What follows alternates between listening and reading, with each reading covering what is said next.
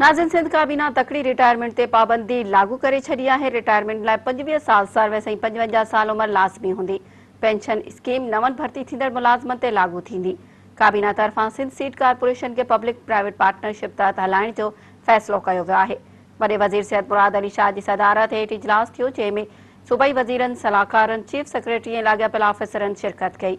इजलास में pension bill खे ज़ाब्ते हेठि रखण लाइ सुधारनि ते ग़ौर वीचार कयो वियो ऐं पेंशन सुधारनि जी मंज़ूरी ॾिनी वई। इजलास में ब्रीफिंग ॾिनी वई त सिंध हुकूमत जे मुलाज़मनि जो तादाद 4,93,182 मुलाज़िम आहिनि। उहे मुलाज़िम 23.9 बिलियन रुपया माहवार पघार खणनि था।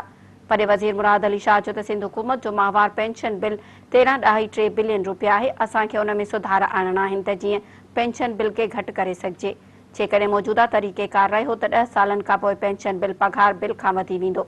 सिंध काबीना तकड़ी रिटायरमेंट ते पाबंदी लॻाए छॾी। रिटायरमेंट लाइ 25 साल सर्विस ऐं 55 साल उम्र लाज़मी करार ॾिनी वई। उन सां हुकूमत खे 43.3 बिलियन रुपयनि जो भार घटिबो। फैमिली पेंशन फौरी तौर फैमिली मेंबरनि ताईं महदूद थी वेंदी। पेंशन फैमिली मेंबर खे 21 साल खां घटि उम्र ताईं मिली सघंदी।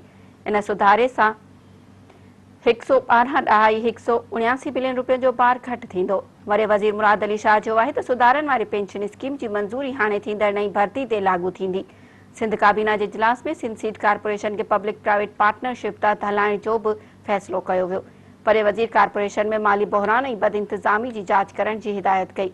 सिंध काबीना जे इजलास में सिंध सीट कारपोरेशन जो MD ख़ानगी शोबे मां आणण जी बि तजवीज़ आई आहे। काबीना के ज़राअत खाते पारां ब्रीफिंग ॾिनी वई त इदारे मथां लॻभॻि 16 करोड़ रुपया रहतूं आहिनि, जॾहिं त इदारे जी 6000 खां वधीक एकड़ ज़मीन आहे।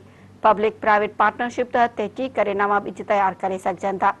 सिंध सीट कारपोरेशन में माली बहिरान ऐं बद इंतज़ामी जे ज़िम्मेवारनि जो तयन करण लाइ सक़ाफ़त, ज़राअत ऐं रेवेन्यू जे वज़ीरनि समेत खज़ाने वारे सेक्रेटरी ते ॿधल कमेटी क़ाइमु कई वई आहे, जेका जांच करे हुकूमत खे सिफ़ारिशूं पेश कंदी। काबीना चीफ सेक्रेटरी खे हिदायत कई आहे त सूबे में माली बहिरान जो शिकार इदारनि बाबति मुकमल ब्रीफिंग जल्द ॾिनी वञे।